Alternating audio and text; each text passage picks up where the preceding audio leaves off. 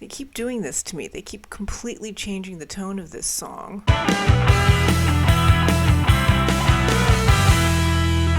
Hello everyone, and welcome back to my channel. I am Molly, and in this video I am going to be listening to the album And Justice for All by Metallica. Now this is Metallica's fourth studio album, and the last one I heard from them was their third album, Master of Puppets, which took things in a really dark, kind of grungy direction with their sound, which I personally really liked. And this fourth album, And Justice for All, they released 2 years after Master of Puppets in 1988. So yeah, I'm really excited to check this one out and see what direction Metallica is going to take their music in on this one. Alright, starting this album off is track 1, which is called Blackened.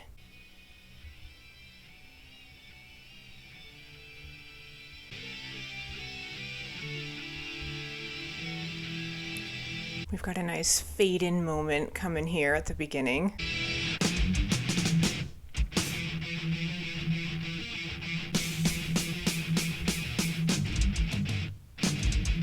I love how all of a sudden they're just injecting all this energy on. That percussion especially just has this really sharp intensity to it. In the air, with a ripple sand,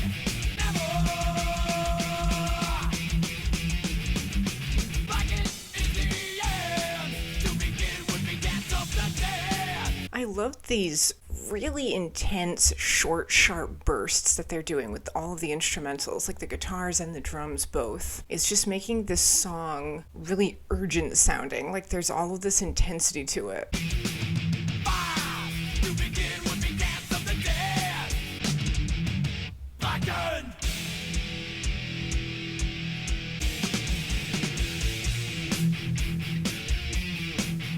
I'm definitely picking up on some of that sludginess that they really embraced on Master of Puppets. The song kind of has that too.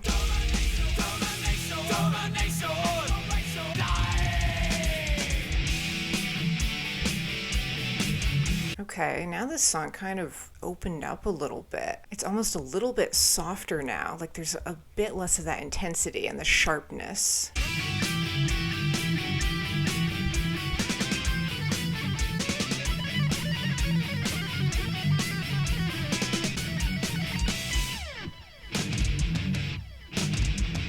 That part was fun. It was like the guitar just kind of shot off into the distance and there was a bit of echoing going on.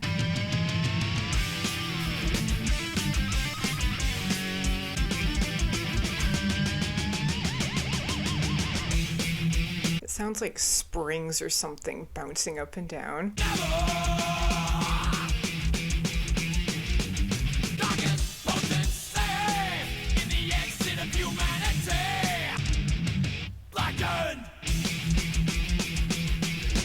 Well, that was track 1, Blackened. I really enjoyed how they were doing all of those sharp blasts with the instrumentals. It was bringing, like I said, sort of an urgency to the sound of that song. And then toward the end there, they kind of slowed things down just a little bit when that guitar solo came in, and you had this sort of sludgy intensity going on behind that guitar, which was doing all sorts of fun, crazy things with its sound. But a ton of variety on that one. Great introduction to this album. I'm definitely excited to hear more now, that's for sure. But moving on to track 2 is the title track, And Justice for All.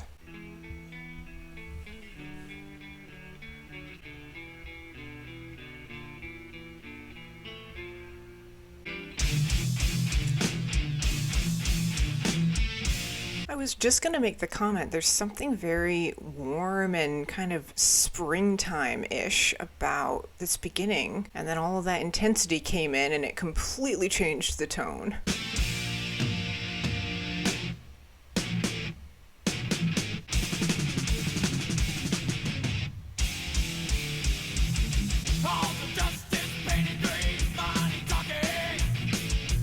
There's a really strong kind of snarling quality to his voice on this one. Just a lot of dark intensity. Justice is lost, justice is right, justice is gone.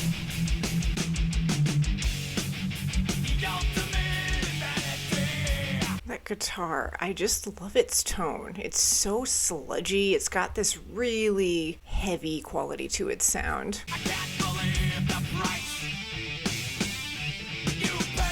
And then it's contrasted by that really fun electric guitar that kind of goes all over the place. Painted so grim, so true, so real. kind of sounded like two vocalists there for a second, harmonizing on that part.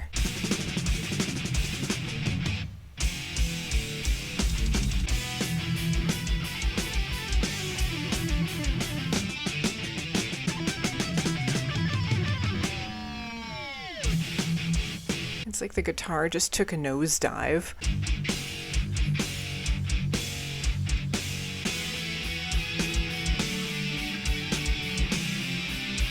Again, with like the light and the heavy there, it was like all of those instrumentals were just getting heavier and heavier and falling down. And now all of a sudden it's kind of lightening up again. I love the contrast that they're playing around with.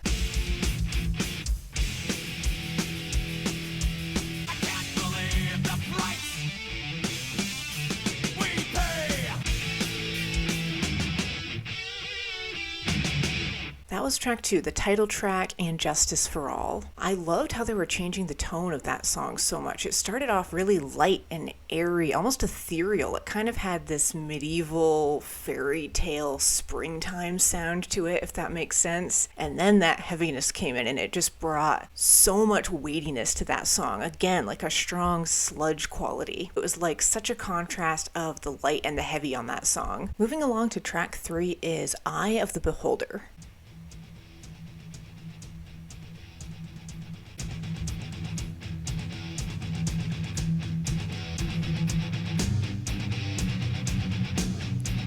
Really love this guitar. It has this echoiness to it, kind of like they're in a warehouse or something.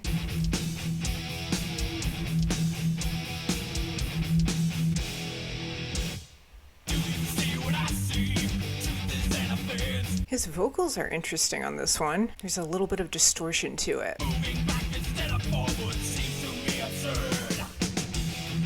If it's done, it's how I say.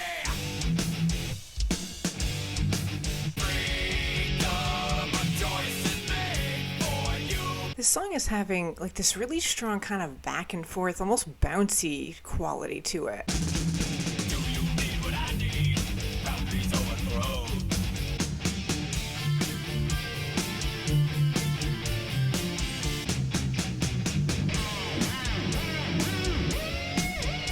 Yeah, there's such a steadiness to their music, this kind of heavy, like plodding along. But then when they infuse all of these fun guitar solos on, it's like it rises up out of that. It just brings a sort of carefreeness almost to their music at the same time. Like the freedom's ring. No longer freeze you. If it's done just how I say. Well, that was track 3, Eye of the Beholder. A lot of intensity for sure to that one, although it seemed a little bit speedier and I guess you could say more upbeat than the previous 2 on this album. That one just had like this quicker tempo going on to it. I thought it was really interesting lyrically how it was really getting into the people in charge, basically taking your power away, but you're kind of blind to that. They give you the illusion of freedom and independence, but they're actually controlling you like a puppet on a string. Up next is track 4 called One.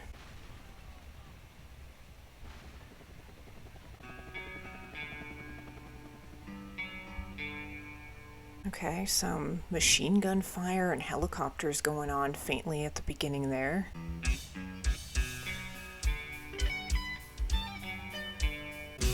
I can't remember anything. Now that the war is through with me, I'm waking up. Now that the war is through with me, I guess that implies the warfare that we heard going on at the start. Oh, please, God, wake me. Cut this life off from me. Hold my breath as I wait. I love how his voice on this one is still bringing this sort of snarly intensity at points, but he's keeping it a lot lighter. There's more of a tenderness to it, and the instrumentals too are mirroring that. There's almost like a somber tone to this song. Now the world is gone. God help me.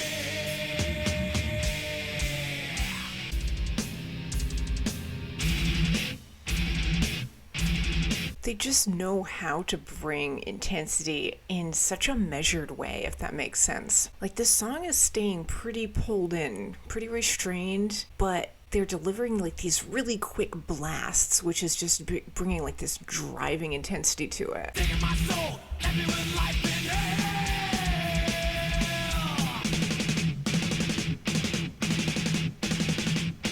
And now that percussion is mimicking the gunfire we heard at the start.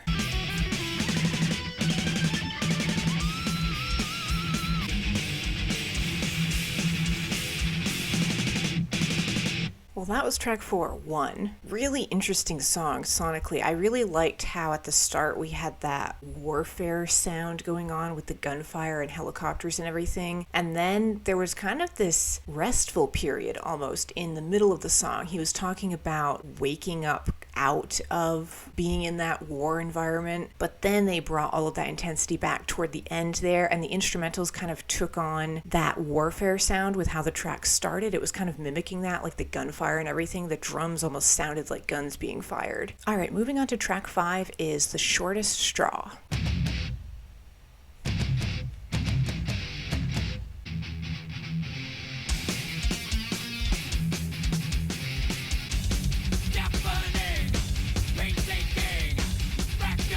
It's like you're on a horse just galloping along. There's such a speediness to this song.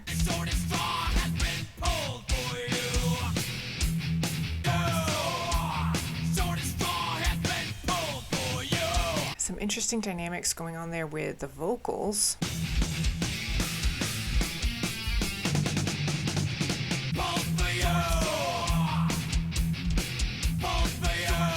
Yeah, this part here in the chorus, it's like they're doing this sort of back and forth with his vocal.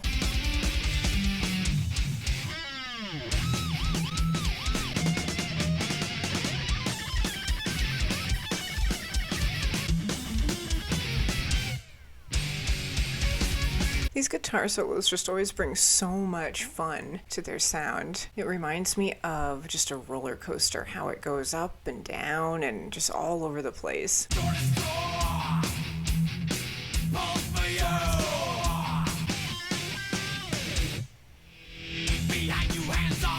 That was a cool effect.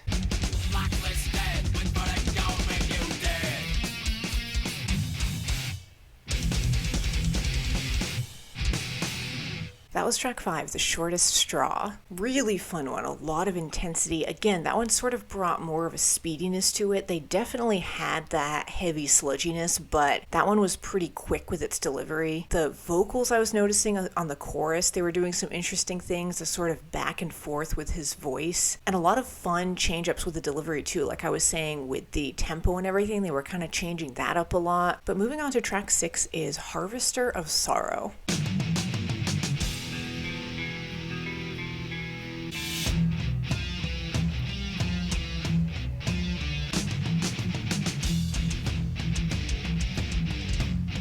Man, there's a lot of heavy intensity to this one, a sort of darkness. My life's a full case, planting seeds of hate, anger, misery. Man, this one's really reminding me of their last album, Master of Puppets. It has a really intense, kind of slowed down heaviness to it. It's bringing a lot of that sludge quality that I really enjoyed on their last album.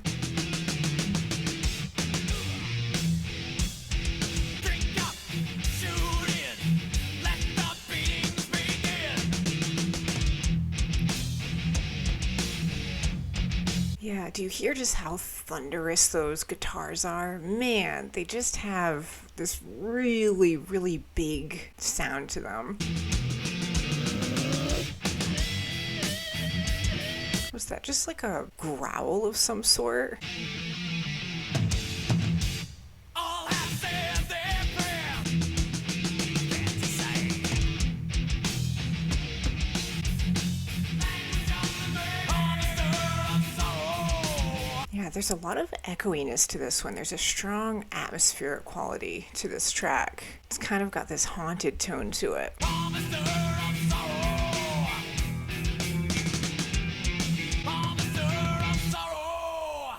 That was track 6, Harvester of Sorrow. There was something about that one that kind of reminded me of Halloween almost. Just the title, Harvester of Sorrow, like you harvest things in the fall time, and just the sound of that one too, such a heavy darkness to it and intensity. It sort of had this haunted tone to it, but fantastic sludginess. I just really enjoyed the tone of that one. They brought such a thunderous, immense sound to those instrumentals, and his voice too just had this really dark intensity to it. All right, moving along to track 7 is The Frayed Ends of Sanity.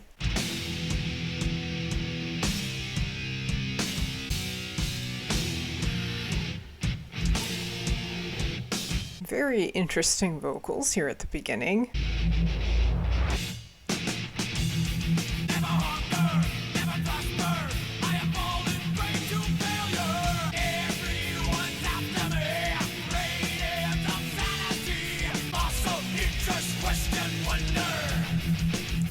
There's a second really faint vocal going on there. It's kind of creating this really ominous, very slight echoiness.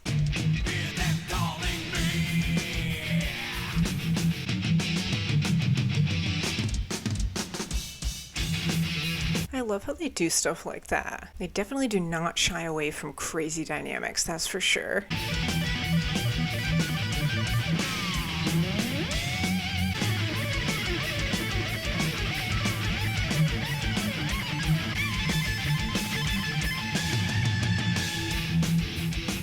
It almost sounds like you're trying to escape something or climb out of something. Like the way that guitar solo just is so intense and quick, and it keeps getting higher and higher.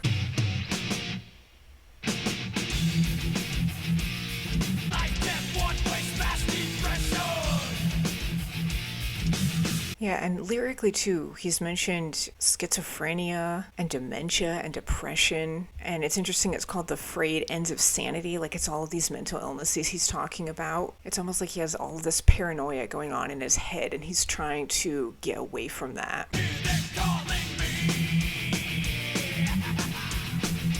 I love the little laugh there.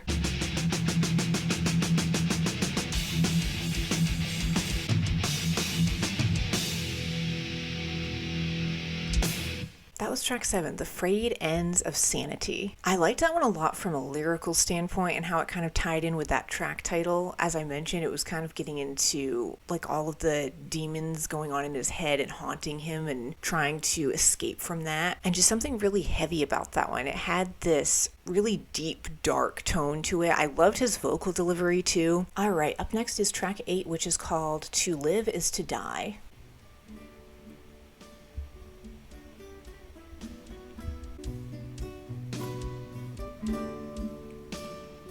Very calm, sort of relaxing start to this one. I know with Metallica though, to always expect the unexpected.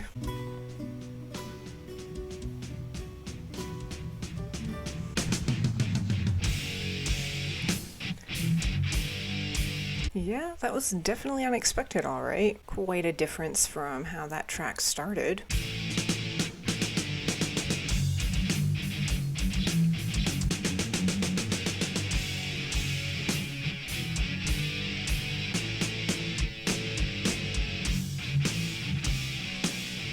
Man, again with this one, it just has this really big, thunderous presence to its sound. There's something so dramatic about their music.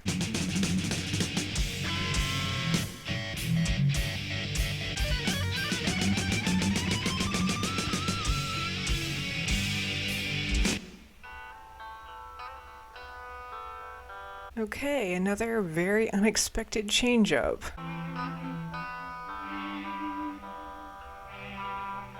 That's a fascinating instrument. I love the tone of it.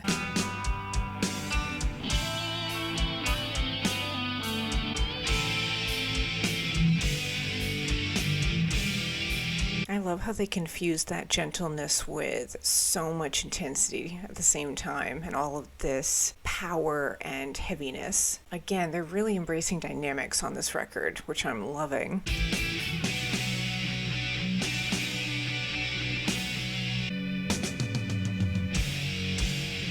When a man lies, all this I can to witness any longer.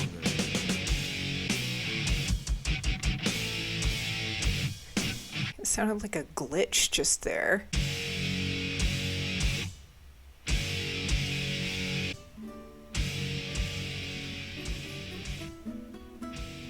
They keep doing this to me. They keep completely changing the tone of this song.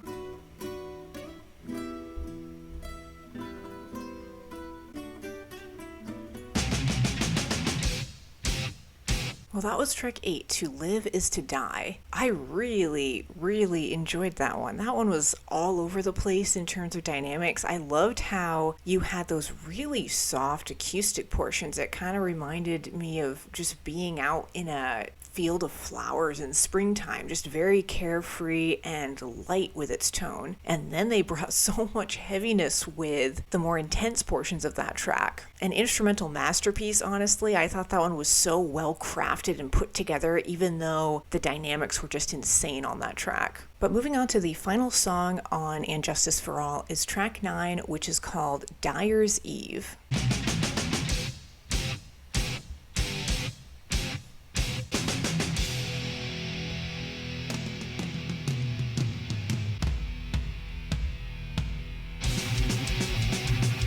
How they ramped up that intensity there with how that percussion slowed down so much. It's stuff like that. Like Metallica just knows how to push and pull so well with their music.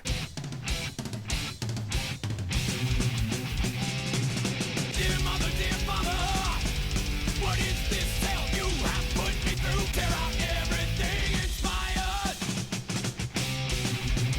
Man, this song is speedy. It pretty much just started off with a bang and then it just took off and we've been on a sprint ever since. Damn you for not giving me my test. Dear mother, took my wings before I learned to fly. Again, there's almost like an urgency to this song. Like so much intensity. It just gets going and doesn't stop. It doesn't let up. But reality, I'm living blindly.